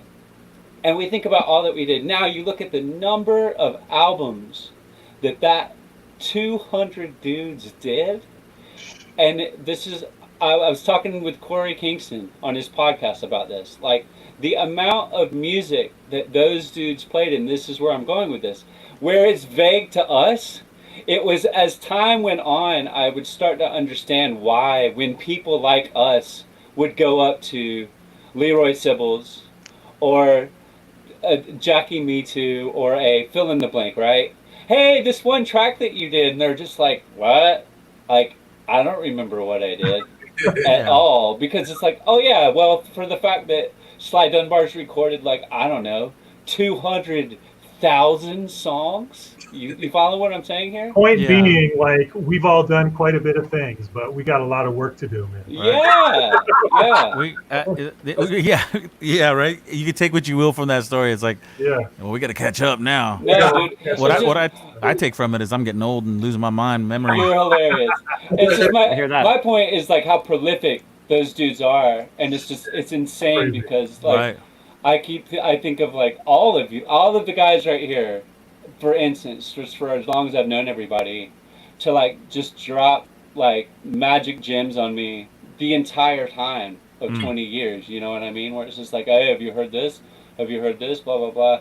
Like, Devin's like the secret warrior of like some like made up Roots Harmony band name, like the Bent Twigs. And it's like, have you heard the Bent Twigs? It's this Killer 45 from 1974. Yeah, exactly. That's my tune of the week. Bent Twigs. We're gonna have that episode where we have like all the collectors on and just figure out how many 45s the Bit Twigs have and all these. Fun to just do like one square at a time. Everybody gets one too. Yeah, there you go. Yeah, it's pretty much going to be a repeat of this episode. I'm looking around less talking, more playing music. We're gonna do that. Guys, we started incorporating this little segment and we really like it, and people seem to really love it too. And it's the fast, speed, lightning. What are we calling it, Devin, officially? For what it is, it's got a really long name. Rapid fire questions. Yeah, lightning round, rapid fire questions. You guys know what's up. You guys have all seen this before. We're going to ask y'all some questions and just go down the line. And just quick answers. You don't need to think about them, marinate on it. It's quick answers. Got you. And they're going to for sure embarrass you guys. This is sure going to be incriminating everything. Designed to Devin, embarrass. do you want to go first or should I go first or what? You go first because I gotta pull up my list. Okay, cool. Remember, guys, this is quick. We can just throw it out there, right? I'll start off easy, right? start off. I'm gonna start with Blake and then go down, and then we're gonna go back up. Yada yada yada. Blake, pineapple, yes or no on pizza? Yes. Dan, pineapple on pizza. Sure, once in a while. Shakes, pineapple, yes or no? You guys are all boring. Dave? Hell no. Yeah, I want some of that. I want some of that. Hell no. He's so close-minded. No. I'm joking. No way. No way. I like I'm it. from New Jersey. There's no pineapple on pizza. No. I love that. And the reason we ask, people take that. That's strong. That's a strong Yes, opinion. They're it's strong opinion. they're I really no. I feel strongly. Right. I understand. Go for it, Dev. Dave, that was the wrong answer, by the way, but I respect your conviction. All right. Well, we'll start with Dave. This is a good one for Dave. Dabs or buds? Oh, yeah, did you pick me for that? Neither. Okay, Shakes? Buds, definitely. Dan? I'm going to plead the fifth on that one. Okay. Blake? Neither these days, but back when buds for sure, because dabs didn't even exist. So we know like the demographic of our guests by the answer to that question. That's why I Right. like it. That's why I like that question. Yeah, we got some of Yeah. them are, All right, this one might be a little better for the. Okay, so we'll start with Blake. We'll go back down. Blake, whiskey or tequila? Whiskey. Dan? Ooh, tequila, I think. Oh, I like this. Shakes. Whiskey. Dave. Yeah. Whiskey for sure. Right. Okay. All right. Okay. All right. Go for it, Dev. So we're starting with Dave. Yes. Pop rocks or jawbreakers? Definitely jawbreakers for sure. Okay. Jailbreak. Yeah, I'm going to go Jawbreaker, too. That sounds good. Yeah, jawbreaker. The Okay. Lions are at jawbreakers. All right. Well, I know what to get you guys on your riders. Straight Yeah. up, those jawbreakers. That's our new And those band name. big ones too. Those giant and those jawbreakers. Yes. Guys, the Yeah. box appeared outside of the stage. An entire Now, one Jawbreaker for everyone in the band. Courtesy of Roger. Endorsement. as musicians, this is kind of a difficult question, but I don't want no one to elaborate. You just got to go for it. Give it. Blake, Rolling Stones or the Beatles? Beatles. Dan? He's elaborating. I'm going to say Stones. Shakespeare. Dave? Apples and oranges. I can't pick one. I don't want that. I want you to pick one. Oh man. Yeah, sorry. I would say now I feel like the Stones. I didn't used to feel like that, but Okay. lately, yeah. I'll give you that. Okay. Okay. Dev? I'm going to give you another one just like that since those questions seem to make you uncomfortable. Remember, I like them both. I've got an apple and I've got an orange. You have to take one from me. Okay. Orange. That wasn't the question. Okay. That's also the wrong answer. God damn it. Okay. Shit. Dave's the bastard. I know. Bob Marley or Peter Tosh? No. Bob Marley. Shakes. Bob Marley. Dan. God, yeah, Bob Marley. I got to say Bob Marley. Blake. Bob. Okay, so that's all the correct answer, but dang, how come you guys hate Peter Tosh so much? That's No, Oh, everyone's wow. gonna pick Bob. Yeah. All right, Dang, he's like that. I got the last one, okay? And as No, hard you as don't, it may 'cause be, okay, as go hard ahead. as it may be, gotta do it. Blake, Todd or Devin? Todd Simon or Devin Morrison? Damn. You know what? I'm going Todd because there seems to be just this recurring theme. Todd. Dan? Sorry, Devin. Todd, I Sorry, love Devin. you, but I'm going to, just because Blake is so mean, I'm going to go with Devin. All right, thank you. Shakespeare. Just because Devin is here, I'm going to go with Devin. I like that. You're Dave. all political. Here, I'll go with Todd. Stop political. I'm gonna go with Todd because just between the four of you guys, I never cared for Devin. Yeah. He's not hearing this. I muted him from that. Dang, So man. what are you guys talking about? I'm Dave back. just disappears right now. Never cared for him. Oh, man. Yeah. Never Well, did. I actually had a similar question. Okay, go ahead. You just give me the It's last similar question. but different, and we'll start Go with ahead. Dave on this one. Dan Ubik or Dan Hasty? Oh man. Oh. I'm gonna have to go with you, but just because I haven't seen Hasty in person in like 5 years, so Right. you know. I just saw that last week, but I'm going to go with you because he's here. Yeah, there you go. Well, I'm going to go with Dan Hasty. I'm gonna go with Dan Ubik because I'm with Dave. You guys, Oh. okay, hold on. I have to say, you guys, like all these other ones, it was like this one you guys answered really quickly. Yeah, Ubik. I never care for This Hasty. one- Yeah, we don't care for Yeah. This- yeah, Hasty's Hasty- a jerk. Hasty So you is- guys don't like Peter. You guys don't like Peter Tosh, and you don't like Dan Hasty. We got Right. And Yeah. Devin Morrison. Don't forget, Right, they don't exactly. like Devin and Morrison you either. too, D. Exactly. Shakespeare liked me. Oh, and Dan did too. Right, it was right. split on that one. Yes. Oh, it was man. split. A lot of Well- clapping on Peter Tosh and Dan Hasty. There's just a Yeah. lot. You know- yeah. You know why I don't like There it is. Devin? I have a reason why I don't like Devin, because when we stand next to each other on stage, we start with the dumb jokes, and then like I miss a cue and I blew it. Yeah. Like I, It's true. Yeah. It's true. We can't. Yeah. The Lions would be a lot better if Dave and I were on the other sides of the stage. That's Opposite true. yeah, we're the kids that have to be separated. Just do it via live stream, and yeah, you'll be totally. Exactly. You guys Right. know, it's- No, we'll be in the chat though, like telling jokes in the chat. Ah, You know, if exactly. we did Let's it, get the if hang we of did it via live stream, it would actually probably it would take care of Dave's main complaint about me, which is that I'm always playing on the offbeat. He really Right. thinks that He one never of the gets things it I right. I don't know what Yeah. happened. All those Downbeats, years baby, playing with him. downbeats. should- How about downbeats? Yeah. Yeah. Dudes, we're super glad you guys wanted to come on the show, and we're honored, and this is dope, and we got to do another one just to hang out and talk and Yeah. shoot the shit. And I mean, we could literally be on here for hours and hours and hours and hours. My face is hurting from laughing so much. Exactly. Same here. Exactly. That was We- fun. This you Wait. got. This you got. Miss you guys too, man. Yeah, Before we let Yeah, you I guys missed go, you guys. before we let you guys go, maybe Dan, can you tell everybody where they can go pick up the new Lions single? Yeah, you can go here in the States, Names You Can Trust. Just search up Names You Can Trust Records. I think it's namesyoucantrust.com. And then you can also, I mean, it's up on all the streaming stuff too. In Europe, it's through, hold on. In Europe, Monk just told me, hold on. Nice. It's juno.co.uk is going to carry it in the UK. Beautiful. Sweet. Well, it's a great. Everyone go pick it up. I mean, the Lions. Anytime the Lions put something out, it's just a must-have. If this is, I imagine it might be some people, whether you're watching this now or watching it retroactively or listening to it on the podcast, it might be your first time hearing of the Lions.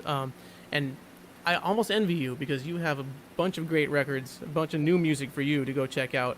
Go find the Lions music. It's amazing, amazing reggae. One of the best reggae bands to ever come out of Los Angeles, and they have a brand new 7-inch Thank you. single. It's a cover of "The Loser" by Derrick Harriott, and it's really, really good. Oh, hello. You could just go to thelionsreggae.com and it has links to all our records, including There you go. Perfect. So thelionsreggae.com. Perfect. Beautiful. Yeah. All right, you guys. Well, we really miss you, and Miss you this too. has been a You fun, too, man. Yeah. episode. Yeah. Yeah, I love you Thanks guys, for all you having guys. us, guys. Yeah. Sure. Yeah, of course, man. We'll see you guys all soon. Yeah, Hopefully. Exactly. Love you, See brother. you Thank you guys. Thank you guys. Thank you. Thank you so much. Woo. All right, hold on. I'm kicking all you off. Don't do anything embarrassing yet. Boom. And then There there we was two. Oh man, it's you and me again. I'm just joking, Devin. I would pick you over Todd. That Dave Wilder guy. Man, they're never all, liked me. They're all hilarious. Dave is when you get someone that's funny, like they could be funny, but then there's that extraordinary, like just wit that comes into play that we all wish we had, and Dave has it. He could have his own show. He should have his own show. Oh, Dan's back. Oh, everyone's microphone's working now. We're all good. We're all good. Yeah, do Okay. over. Oy, oy, oy. Oh snap! Bye, guys. They're down in the backstage area. I'm waving bye to everyone. Bye bye bye bye. So, Roger, Yes. that was very fun, and I would like to know what you've got coming up this Well, week. it's funny because I had a different little slide here that was going to talk about tonight's Oh. DJ night, but it's all right. No. I don't think Did I I miss uploaded it? it. It was Oh. my bad. Oh yeah, you got something going on tonight. Let's I hear got about something that. going on tonight. So, tomorrow is my birthday, and Really? yeah, You and never know that yet. because I put in the calendar. So check it Go out. on. But it was crazy about birthdays, right? There's a lot of babies that were, born in summer. So you're starting to hear about everyone having birthdays. A But what's bunch cool? of LA heavy hitters this week. Destin, Alex is Daisy, today, yeah. and Yeah. you're tomorrow. So And Gussie, my dog's birthday is next week. Man, Gussie's a heavy hitter. I would Yeah. put him up there He's heavy above LA reggae. all. Yeah, heavy. Yeah. So what's super cool about this? What's super cool about tonight is that I share my birthday with Bubba. If you're in the LA community, you know Bubba. He's a keyboard player, awesome dude, and Two Tone Ted. Two Tone's an amazing DJ. Two Tone Ted, and he's been DJing since like way before. Like he's an OG out of the Los Angeles scene. Since So it was anyways, one tone. Since there was just one tone. since there was one tones. So anyways, they're good friends. And if you're in the Los Angeles scene, you know about them. And so we all share the same birthday. And for years, you know, because they spin records, and for years it was like, oh, we got to have like a DJ night. But, you know, this is the busiest time for a musician, right? The summer. So like 10 times out of 10, I'm on the road, whatever. Like last year, we were on the road with the Long Beach Dub All-Stars and stuff. So, there's an opportunity. That feels like 20 years ago. Remember that when John got the cake for me and we were backstage? Yeah, And how cool was that? When I'm not a bands big used to birthday tour, guy, I but that was remember cool. Yeah. So tonight, I don't have the Zoom. Vanessa says happy birthday. Oh, I'll thank put you, it up on the Vanessa. screen. There you go. It's a Zoom thing. So come on.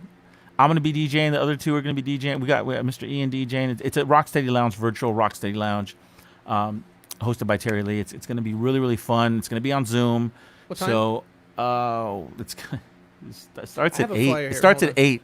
Oh, So you it need to starts go. That's literally why. in 15 minutes. It starts. I'm like, and dang, we kick the probably had lines the longest. It's all good. It's all good. Um, So it's all good. I'm not DJing first, but please go check it out. If you want all the info, like the Zoom link and the code or whatnot, just go to my Facebook. It's the last thing I posted was like a flyer or whatnot, and join. We're gonna have contests. We're gonna be giving away I think some gift certificates or one of those cards, Nice. gift cards for best dressed and stuff like that. Did you? So how do I watch it? You said I needed to RSVP? So it's no, I think you can go. You don't even have to have a Zoom account. Like you go to the website. I don't know for sure. Okay. For sure. Maybe But when we get off, you give can send me the info. link, and then we'll post it from the Reggae PodClash page. It's a maybe, link, let and then everyone know. it's a password once you go in. So once you click on the link, it's like, what's your password? But Okay. all that's provided on the flyer. So we gotta find come the check it flyer. out. Okay, It's a I see. virtual club. Come hang That's out. dope. It's gonna be real fun. Well, everyone check that out because Rocksteady Lounge back in the day was just one of the best places to go here. You're talking about like, you know, a DJ night where you can play whatever you want. I felt like that was kind of it, you know, because it was like a bunch of heads who really loved Rocksteady and ska music and early sure. reggae, and any record from that era was fair game. So let's get you out of here. Quickly, I'll tell people what I've got going on. Yes, sir. Songbook Sessions is back this Tuesday after I took a week off. Vanessa and I went up the coast. It was much needed, beautiful. How was that? What part? Where did you go? Great, man. We went in like San Luis Obispo area to Cambria, Moonstone Beach, and then we went up to Big Sur. Jeez. And just stayed in like some really, really nice places and did a bunch of great hiking. And we stayed in the, a cabin in Big Sur with, no Wi-Fi. So Sometimes totally people unplugged. call me that. They're like, "What's up, big sir?" Yeah, I'm like, I know that. Yeah. It reminded Anyways. me of you. I saw you Thank you. everywhere in the hills, What's up, big sir? squirrels. Squirrels with my face on it. Yeah. Some lokes and no hair. Yeah. They're just like, They were like, Devin. It was crazy. "What's up, dog?" Okay, so next Saturday, our guests Yes. are. It's a special day for several reasons. One, we have a special guest, the Skints, coming on from the UK. It's great. It's just like our friends, one after another, and it's going to be at a special time next Saturday. It's not going to be at our usual 6 p.m. because to try to get some of the live, UK audience to watch, 6 p.m. doesn't work because that's like 2 a.m. over there or something. Right. So we don't know exactly what time it's going to be. So check. We'll make an announcement this week, but it'll be earlier on in the day. So West Coast, more early afternoon, probably something like that. Check back in. We will let everybody know. But in any case, be sure to tune in next Saturday when we have the Skints on, because that's going to be a great conversation with some great musicians. Yeah, really cool band. I have history with them. Devin has history with them, and so they're homies. It's gonna be fun talking to them for sure. All right. We have our, as always, email us with any suggestions, guests you'd like to see. We got a pretty big list, and really excited about some of these people coming up. We can't necessarily talk about it right now, but some really heavy hitters that we got planned for the show. Not like this riffraff we've been having. Not like these.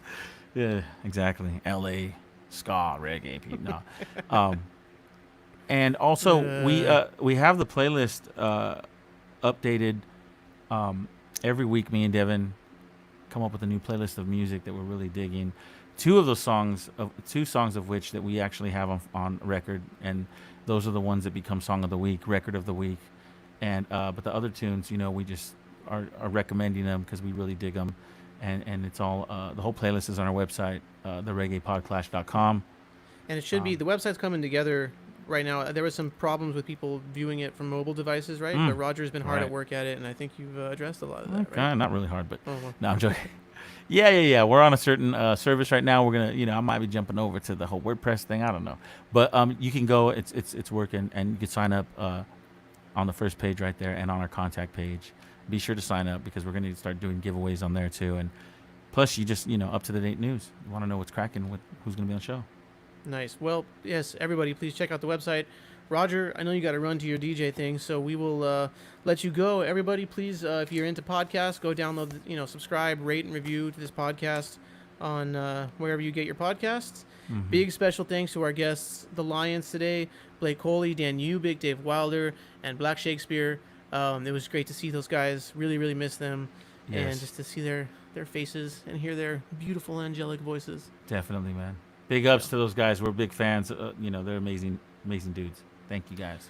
And go pick up the new Lion single, The Loser, out now, wherever you get your reissued new covers of Rocksteady music. All right, y'all. We'll see you soon next Saturday. Later days. And tune into Roger's thing tonight. Tonight. Peace.